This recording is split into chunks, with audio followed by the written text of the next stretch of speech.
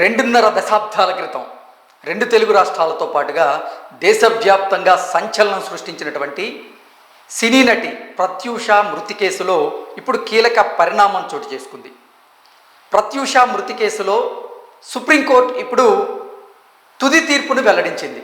Supreme court తీర్పు ప్రకారంగా ఆ కేసులో నిందితుడిగా ఉన్నటువంటి సిద్ధార్థ రెడ్డి 4 వారాల్లోగా లొంగిపోవాల్సిందిగా సుప్రీంకోర్టు తీర్పునిస్తూ ఆదేశాలు జారీ చేసింది. ఈ నేపథ్యంలోనే సుప్రీంకోర్టు తీర్పు మీద మనం పూర్తి స్థాయిలో విశ్లేషణ చేసుకునేటువంటి ప్రయత్నం చేద్దాం. 2 దశాబ్దాల క్రితం తెలుగు రాష్ట్రాల్లో సంచలనం సృష్టించినటువంటి సినీ నటి ప్రత్యూష మృతి కేసులో సుప్రీంకోర్టు మంగళవారం రోజు తుది తీర్పును వెల్లడించింది. ఈ కేసులో హైకోర్టు విధించినటువంటి జైలు శిక్షను సవాలు చేస్తూ నిందితుడు గుడిపల్లి సిద్ధార్థ రెడ్డి దాఖలు చేసినటువంటి పిటిషన్ను అత్యున్నత న్యాయస్థానం కొట్టివేయడం జరిగింది. నిందితుడికి గతంలో హైకోర్టు ఖరారు చేసినటువంటి శిక్షను సమర్థించినటువంటి సుప్రీంకోర్టు ధర్మాసనం సిద్ధార్థ రెడ్డి 4 వారాల్లోగా లొంగిపోవాలంటూ ఆదేశాలు జారీ చేసింది. ఇక ప్రత్యూష సిద్ధార్థ రెడ్డి వీరిద్దరూ గతంలో ప్రేమలో ఉన్నట్లుగా కొన్ని వార్తలు అయితే వచ్చాయి. ప్రత్యూష సిద్ధార్థ రెడ్డి హైదరాబాద్లో ఇంటర్ చదువుతున్నప్పుడు ప్రేమించుకున్నారట. ఇంటర్ పూర్తయిన అనంతరం ప్రత్యూష సినిమాల్లోకి వెళ్ళగా సిద్ధార్థ రెడ్డి ఇంజనీరింగ్లో చేరాడు. 2002 ఫిబ్రవరి 23వ తేదీ సాయంత్రం 7:30 నుంచి 8 గంటల మధ్య వీరిద్దరూ విషం తాగిన పరిస్థితుల్లో ఓ ప్రైవేట్ ఆసుపత్రిలో చేరారు. ప్రత్యూష 24న ఆవిడ చనిపోవడం జరిగింది. చికిత్స అనంతరం మార్చి 9న సిద్ధార్థ రెడ్డి డిశ్చార్జ్ అయ్యాడు. వారు కూల్ డ్రింక్లో పురుగుల మందు కలిపి తాగినట్లుగా పరీక్షల్లో గుర్తించినట్లుగా ఈ వార్త సారాంశంగా మనం విశ్లేషణ చేసుకోవచ్చు. ఆర్గాన్ ఆఫ్ ఫాస్ఫేట్ కారణంగా ప్రత్యూష మరణించారని, ఊపిరాడకుండా చేయడం, మరణానికి ముందు ఆమెపై లైంగిక దాడి వంటివి జరగలేదంటూ రాష్ట్ర ప్రభుత్వం నియమించినటువంటి 3 వైద్యుల బృందం నివేదిక ఇచ్చింది. ఆనాడు అందరికీ తెలిసిన విషయమే. అయితే దీని ఆధారంగా దర్యాప్తు జరిపినటువంటి సిబిఐ నిందితుడి పైన 306 సెక్షన్ అలాగే సెక్షన్ 309 కింద ఛార్జ్షీట్ అయితే దాఖలు చేశారు. సెక్షన్ 306 ఆత్మహత్యకు పురిగొల్పడం, అలాగే సెక్షన్ 309 ఆత్మహత్యకు యత్నించడం, ఈ 2 సెక్షన్ల కింద సిద్ధార్థ రెడ్డి మీద సిబిఐ అయితే ఛార్జ్షీట్ దాఖలు చేయడం జరిగింది.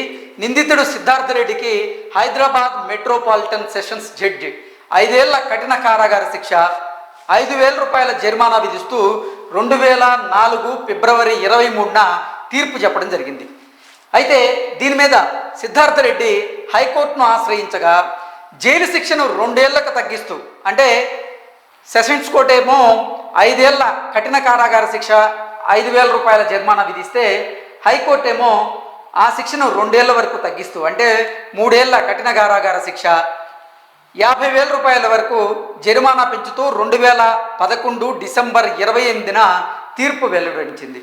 దీని మీద సిద్ధార్థ రెడ్డి అలాగే ప్రత్యూష తల్లి సరోజినీదేవి వీరిద్దరూ 2012లో సుప్రీంకోర్టులో అప్పీలు దాఖలు చేశారు.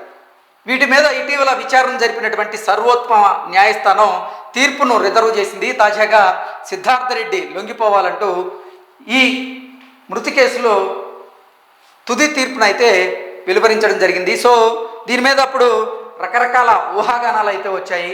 ఆవిడ మీద లైంగిక దాడి జరిగిందని, 4 ఆవిడ మీద లైంగిక దాడి చేశారని, ఆ లైంగిక దాడి చేసిన వారిలో ఒక మాజీ మంత్రి తనయుడు కూడా ఉన్నారంటూ రకరకాల వార్తలు వచ్చాయి, ప్రచారం జరిగింది, ఊహాగానాలు కూడా వచ్చాయి. అయితే ప్రభుత్వం ఏర్పాటు చేసినటువంటి వైద్య బృందం మాత్రం ఆవిడ మీద ఎటువంటి లైంగిక దాడి జరగలేదు అంటూ నివేదిక ఇచ్చింది. ఆ తర్వాత ఆ నివేదిక ఆధారంగానే సిబిఐ కూడా 2 సెక్షన్ల ప్రకారంగా సిద్ధార్థ రెడ్డి మీద ఛార్జ్షీట్ దాఖలు చేసింది. అయితే సెషన్స్ కోర్టు మాత్రం సిద్ధార్థ రెడ్డికి 5 ఏళ్ల కఠిన కారాగార శిక్షతో పాటుగా 5,000 రూపాయల జరిమానా విధించింది. అయితే దాన్ని సవాల్ చేస్తూ సిద్ధార్థ రెడ్డి హైకోర్టుకు వెళ్ళగా హైకోర్టు 2 ఏళ్ల జైలు శిక్షను తగ్గిస్తూ 50,000 రూపాయల జరిమానా విధిస్తూ తీర్పు చెప్పడం జరిగింది. హైకోర్టు తీర్పును కూడా సవాల్ చేస్తూ ఇటు సిద్ధార్థ రెడ్డి అలాగే అటు ప్రత్యూష తల్లి అయినటువంటి సరోజినీదేవి వీరిద్దరూ కూడా అత్యున్నత న్యాయస్థానమైనటువంటి సుప్రీంకోర్టుని ఆశ్రయించగా సుప్రీంకోర్టు దీని మీద విచారణ జరిపింది. విచారణ జరిపి ఇప్పుడు హైకోర్టు ఇచ్చినటువంటి తీర్పు ఏదైతే ఉందో దానికి అనుగుణంగా నిందితుడు ఎవరైతే ఉన్నారో సిద్ధార్థ రెడ్డిని ఖచ్చితంగా 4 వారాల్లోగా లొంగిపోవాల్సిందిగా ఆదేశాలు జారీ చేసినటువంటి నేపథ్యంలో నిజంగా దేశవ్యాప్తంగా సంచలనం సృష్టించినటువంటి ఈ కేసు ఇప్పుడు తుదిఘట్టానికి అయితే చేరుకుంది. ఈ కేసులో నిందితుడిగా ఉన్నటువంటి సిద్ధార్థ రెడ్డికి జైలు శిక్ష పడింది అంటూ చాలామంది అయితే అంటే ఈ కేసు గురించి ఫాలో చేస్తున్న వారు ఎవరైతే ఉన్నారో వారు ఇప్పుడు సామాజిక మాధ్యమాల్లో కమెంట్లు పెడుతూ ఉన్నారు. Thank you so much.